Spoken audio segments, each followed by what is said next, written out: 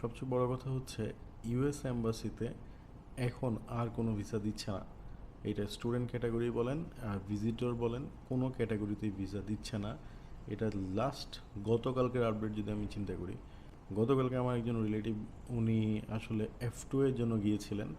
তো উনি যেটা দেখেছেন, প্রায় 2.5 ঘন্টা ছিলেন উনি ভিতরে, বাট কাউকেই ভিসা দেওয়া হয়নি।